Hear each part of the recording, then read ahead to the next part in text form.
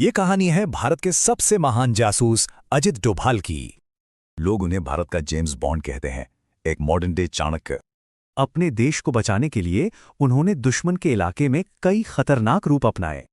तो एक पुलिस अफसर से लेकर एक लेजेंड बनने तक का ये सफर शुरू कैसे हुआ?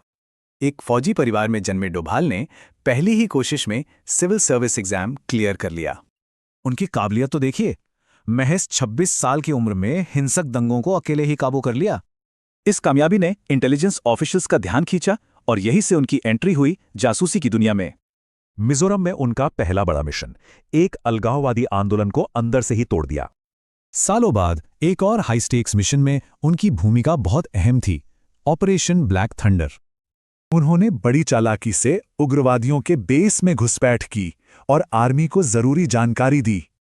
शायद उनका सबसे साहसी मिशन, दुश्मन के इलाके के अंदर पूरे 7 साल अंडरकवर रहना। उन्होंने बहुत ही चालाक और हैरान कर देने वाले तरीकों से पाकिस्तान के न्यूक्लियर प्रोग्राम के सबूत जुटाए।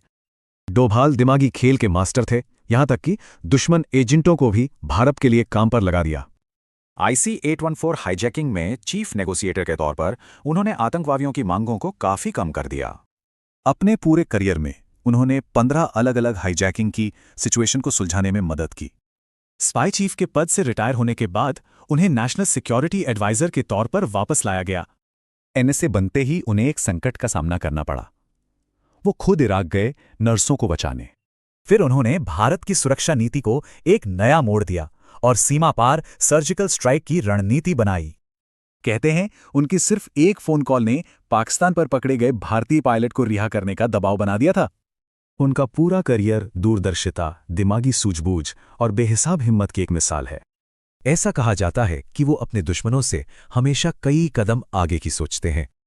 उनकी जिंदगी की कहानी एक बड़ा सवाल खड़ा करती है। एक मॉडर्न स्पाई मास्टर की असलियत क्या है?